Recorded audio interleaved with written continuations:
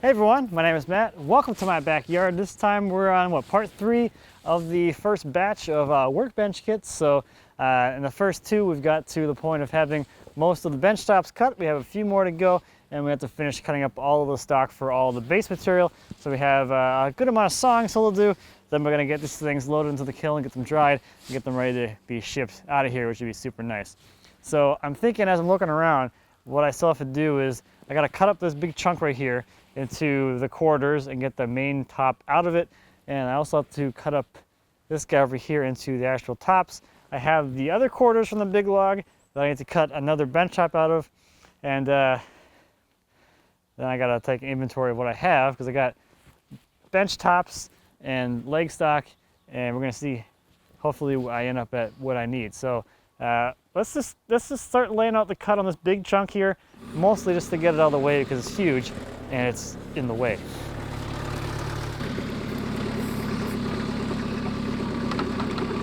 Okay, a little water on there to melt the snow so I can see what I'm doing. So this guy is going to be essentially blocked up with the chainsaw, so then I can put it onto the saw and stand it up a little bit easier. So I'm going to make a cut in here and make this into 2 pieces, one that has the bench top and one that's technically a waste piece. So I need to get a line of where the pith is and then line up my cut based on that. So down here is easy. Up here is a little bit goofier because it is a crotch tree.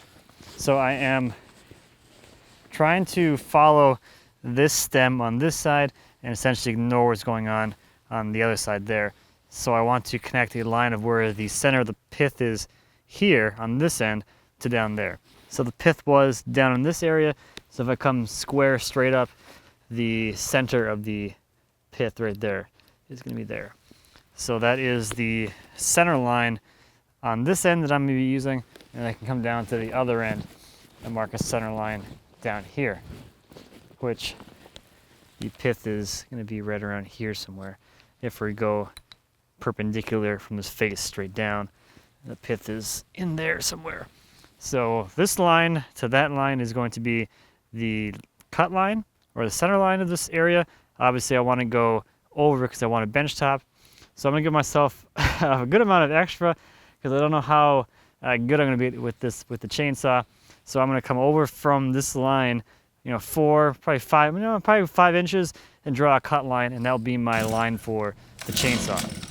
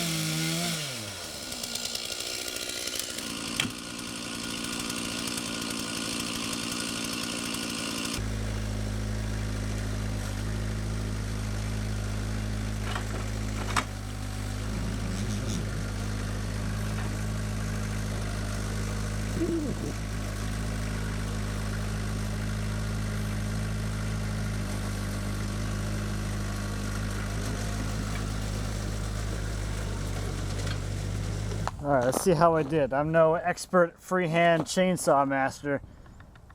That seems pretty straight. cut's not too bad either. All right, let's get this thing on the saw. That was actually kind of fun.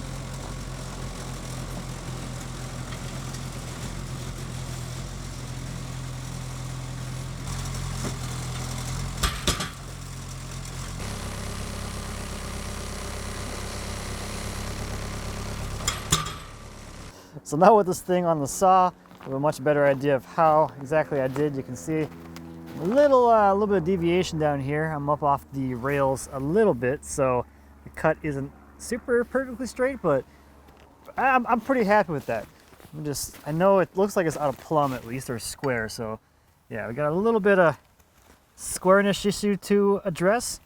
So I think now all I'll do is just kind of adjust that squareness by just throwing a shim under the outside edge to roll it over a little bit, and then I can start whittling this thing down. I'll probably come in and remove the big curved section first, then take a huge chunk, and that should leave me with a block that I can then roll over and clean up the chainsaw face, and we'll have a nice little bench top that should be pretty close to being ready to go.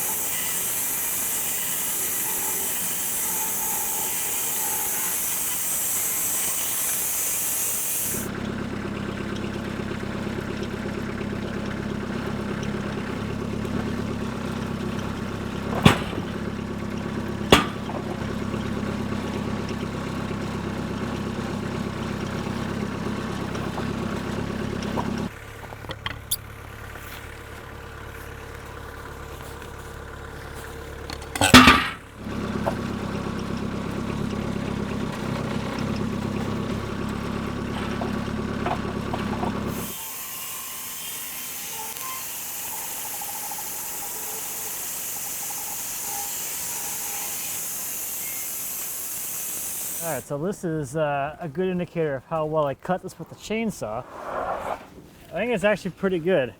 I mean, it's a lot better than I thought it was going to be. I'll say that much. So deviation end to end, it's about maybe a ½ inch from this end to the other end. This side is like super consistent. So I had a little bit of deviation or a little bit of twist through my cut, but otherwise, not too terribly bad. That's not too bad. The difference between this side and this side is how far out of square it was relative to the face of the log. So this is actually a lot better than I thought it was going to be. Like a lot better. All right, I got a little bit of trimming to do on this guy. We got a little bit of wane down here, or a little bit of bark. But otherwise, 16 inches over here. If I remove the bark, it'll be right around 14. So that'll be a nice wide, or extra wide benchtop slab. Here we go. No problem. It's a big slab.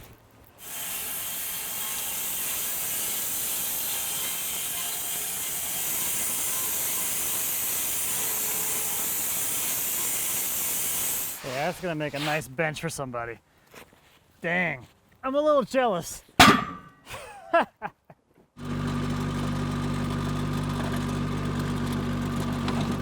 So I think I'm gonna have Workbench envy now. So here are the first two complete slabs from the big log. So we got the one we just cut now. This is the one we cut in the last video. So this one's like 14 wide. This one's 16. So, you know, a split top Rubo doesn't have to be symmetrical if you don't want it to be. So that would be a pretty ridiculous bench. Was it 32 inches wide with the gap? So that's gonna be real nice. So this will be I think we're on log 4. So this is 4 2. This is 4 1. Okay. All right. So next, let's see what we can get out of that giant piece back there. I'm gonna go dig out of the snow, and we'll draw some lines on it.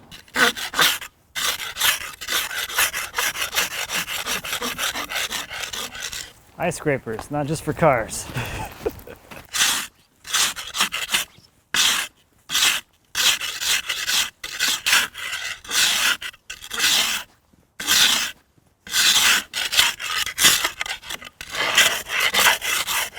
All right, so I'm going to be splitting this one through the pith again. So it's going to be a little bit different this time because I just need like to get this chunk off of here and this chunk off of here to get it on the saw. So all I'm going to do is just get the center of the pith up here somewhere and the center of the pith down there somewhere, connect it with a line, and then saw it in half with the chainsaw. That'll get it into chunks that I can then stand up on the saw and whittle down. So again, we have basically two stems here. I'm going to be following the main one here on this side. So I'll have this as a good slab or an A grade slab, and I'll have this one with some crotch in it, which is going to be more of a B grade thing. So again, the line I cut in here is going to be, it's going to look diagonally, or it's going to look diagonal because it kind of is.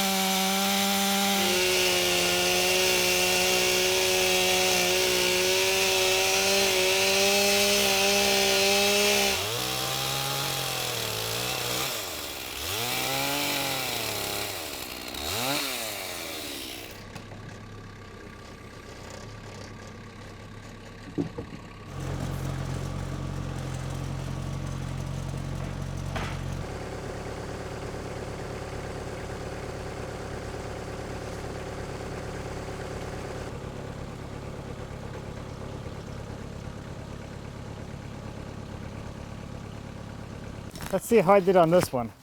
It doesn't look as good as the other one. Yeah, no. This one was nowhere near level, so it was very hard to keep an eye on how plumb I was making that cut. Or I guess the plumb that I was cutting was nowhere near what it actually needed to be. But, pretty easy fix. Back this wedge up a little bit.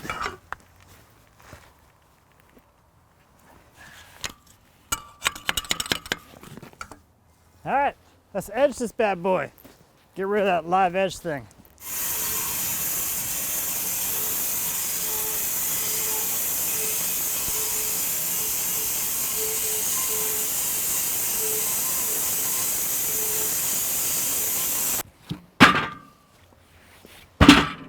So now I'll just flip this thing up, clean up the chainsaw cut, and probably take off.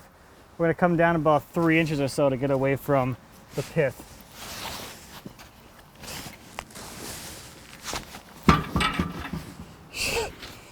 Things are huge.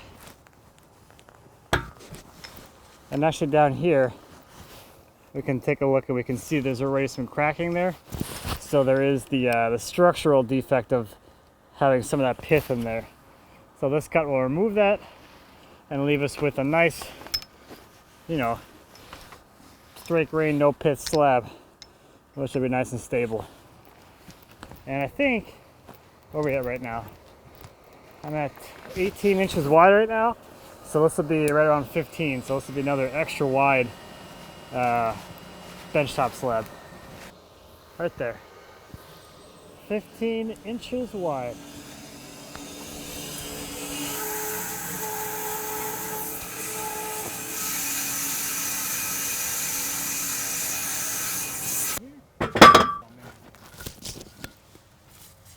Kaboom!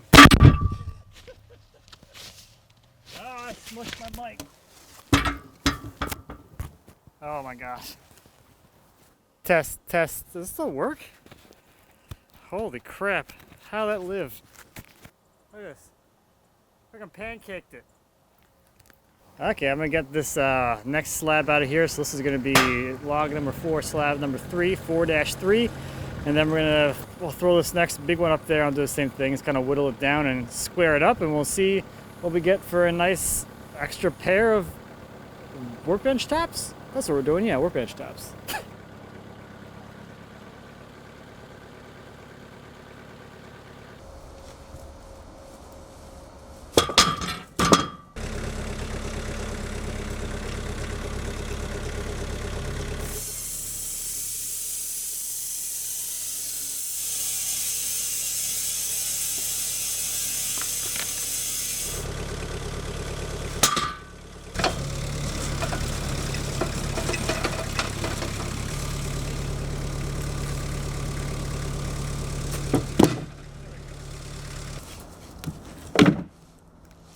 Okay, next on the agenda is this larger quarter, which should have at least some bench top in it.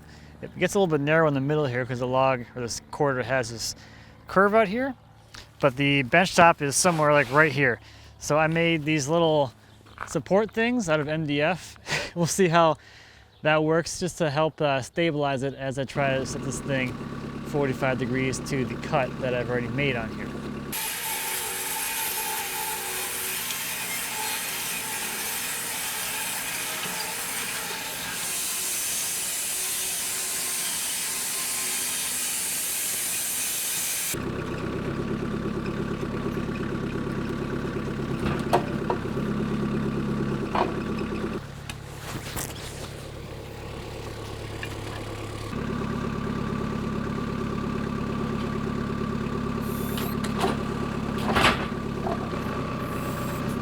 So much for that.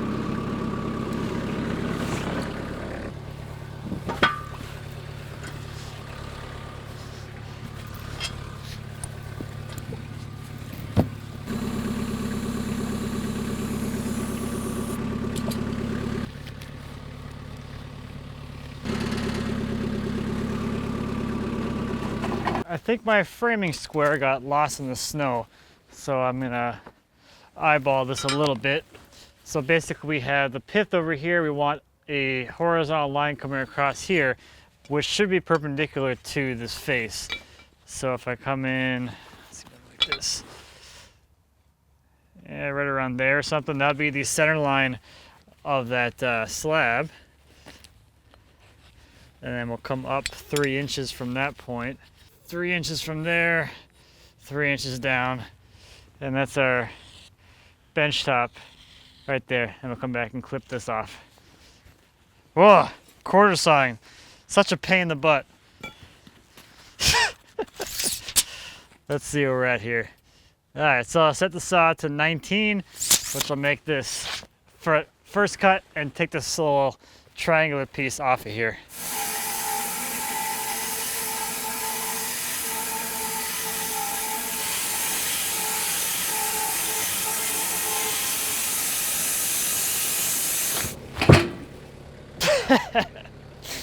That didn't work as well as I'd hoped.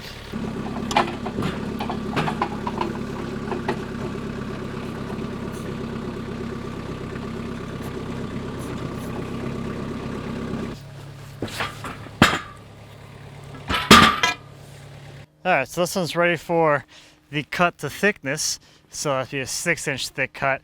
While I'm doing that, since I have a few more over here, which I can get a few more tops out of, that's 6 inches thick, I'm gonna put them up here as well so I can get a second cut out of here. That'll be pretty darn close to quarter sawn because this log was so big. So that give me one there, and there's another one over here that I can get another one out of as well. So I'm gonna throw both of these on here with the other one and cut all 3 of them at the same time. Save a little bit of time. Ooh.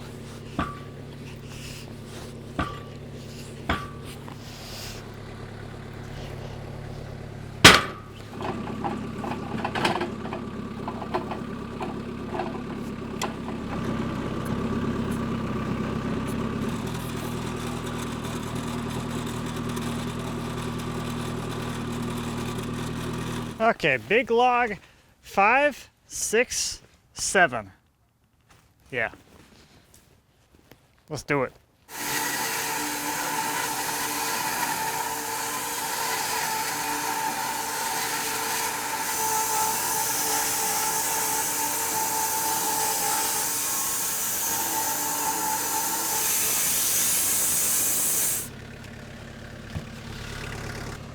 Oof.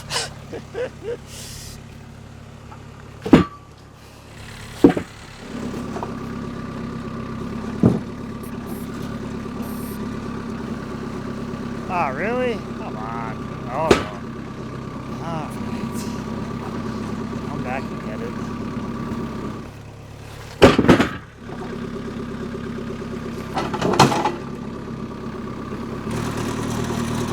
Oh, yeah, these are going to be super nice.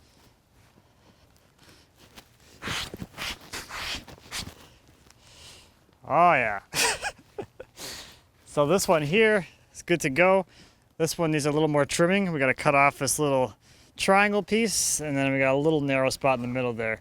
This guy needs this outside edge edged, and then we got 3 more tops. Back to work.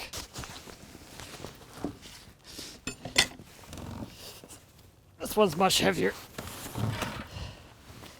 Whew.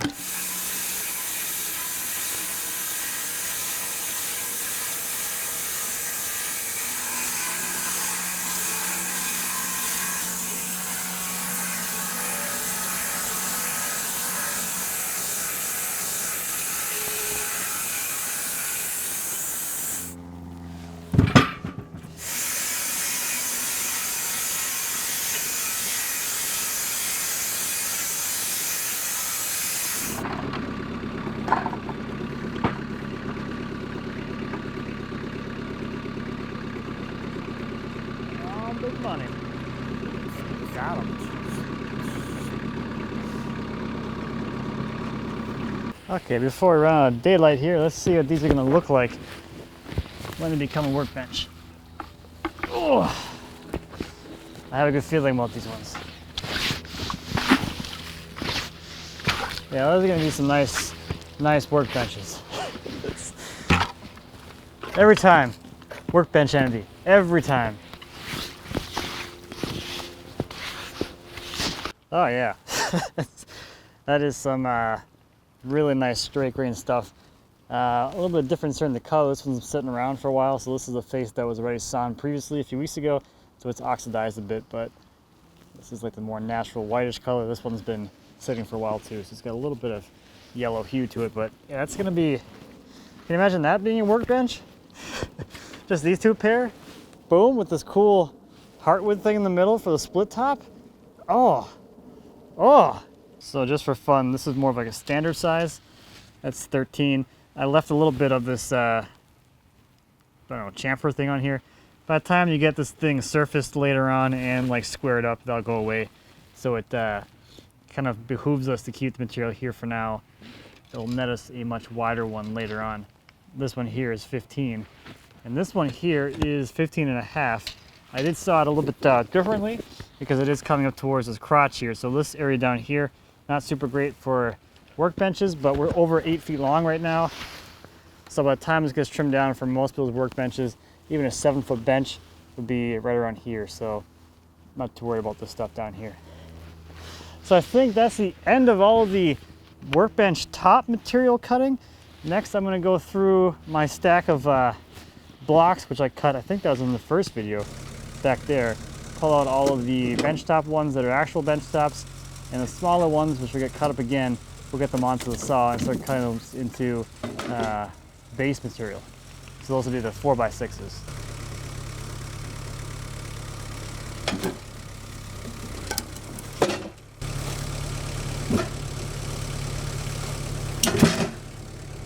Okay, so now in the daylight, I've had a chance to evaluate things a little bit. So these guys down here, although they are narrow, I'm going to just trim them down a little bit and keep them as bench tops. I have some interest from some folks that are going to do laminated tops, so being able to glue 3 of these together instead of just 2. They don't want to do a split top, they want to do a solid top. So they're interested in doing 3 slabs instead of 2. So that's what these are going to be. This one is my one that is going to be wide enough and okay enough to make a bench top. It's going to need some more trimming. So these are going to be bench tops over here, and then those 3 here are going to be base material. So this guy is super narrow because it does narrow out here in the middle where it dips down. This one is just a block that is not quarter sawn enough, and same thing with this. Not enough quarter sawn orientation, so it's more rift sawn, so it's going to be just fine for base material. So I'm going to pull these last 3 off. We'll trim up those 4 bench tops, and then we'll get back to sawing these 3 into base material. I also have, a bunch of chunks laying around the yard right now that I can further saw for base material too. So I think that'll help to clean up a lot of the offcuts that I have laying around.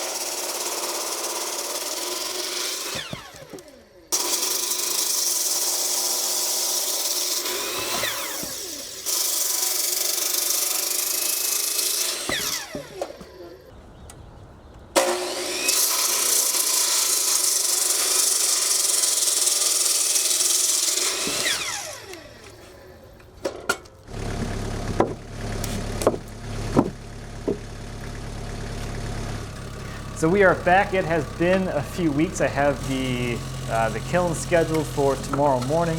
So I am here at the house picking up all of the stuff that I had previously cut. So the leg stock was the last stuff that we cut, and I actually have a few more things to cut before I head over.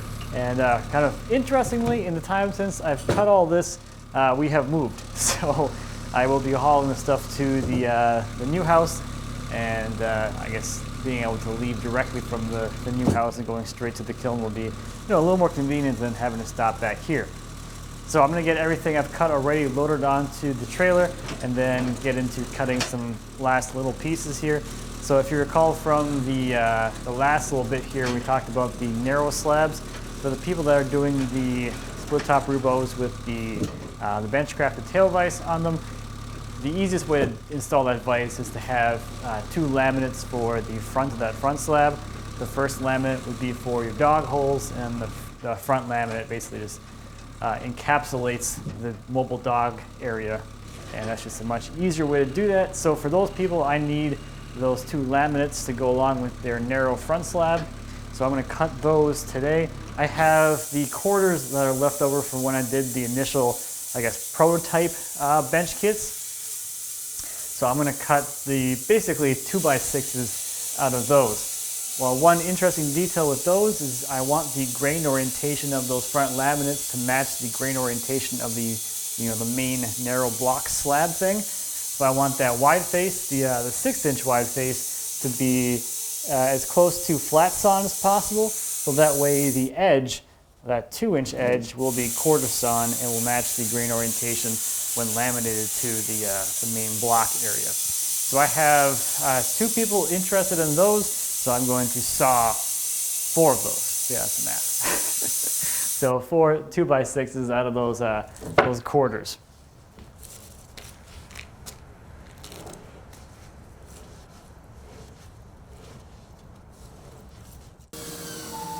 And then lastly, goes along with the same bench crafted tail vise install, as well as some other ones, is end caps. So I have a short walnut log, which I don't really have a whole lot of use for.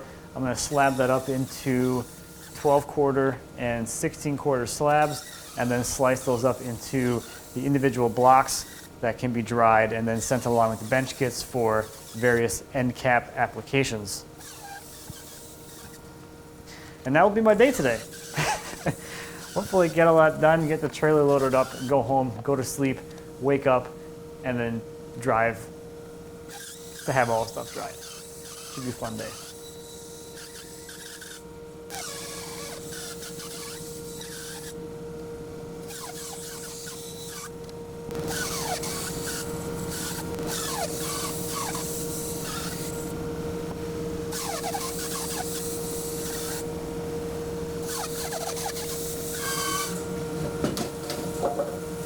All right, good morning everybody. It is kiln day, so I've got the trailer here ready to go. Let's go for a drive. Oh boy.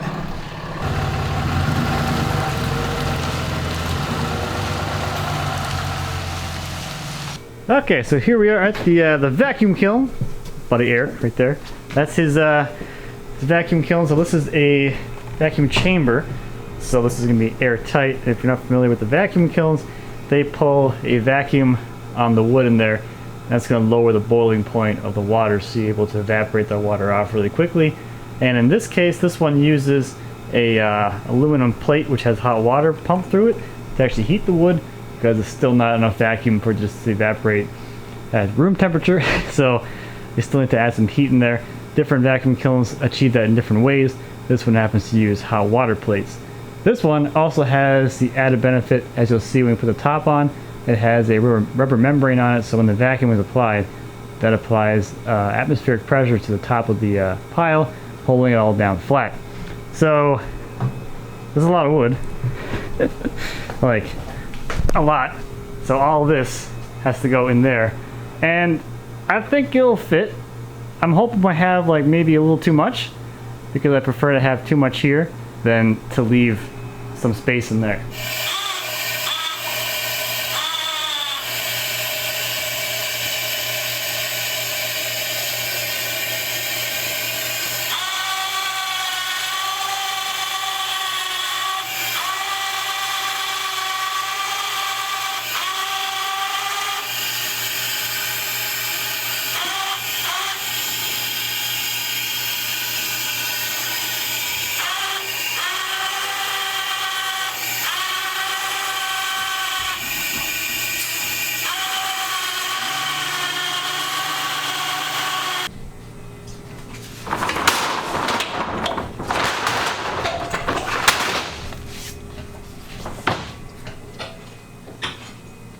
So we're able to get 3 layers in here, but not quite everything I had brought over. We put the rest of it over there for now. So basically there's 2 bench kits that didn't make it into the kiln, so I'll have to do another load in the future. But there's a lot of wood in here, quite a bit. And we're back. 21 days later, we're gonna get the kiln opened up and take a look and see how everything looks inside of there.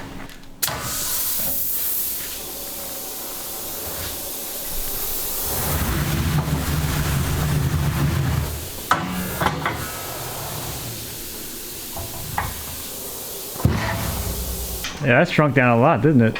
Oh yeah. That's down like 2 inches. Yeah. Wood shrinks, everybody. When we loaded this thing, it was up almost to the top.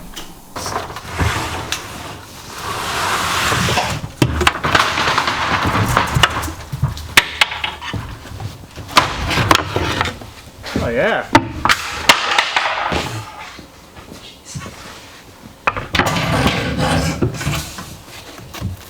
Remember how tight this was? Yeah.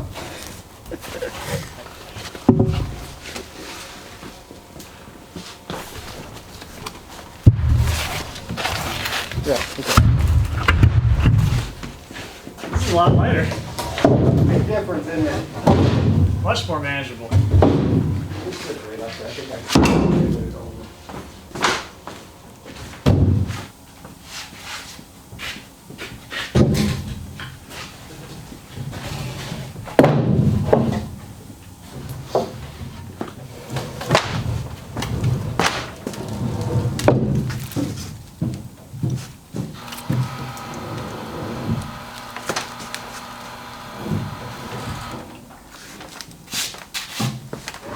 Oh, it's light. Got that machine now, and you're getting Oh, soft. it's true. 100% exactly what happened.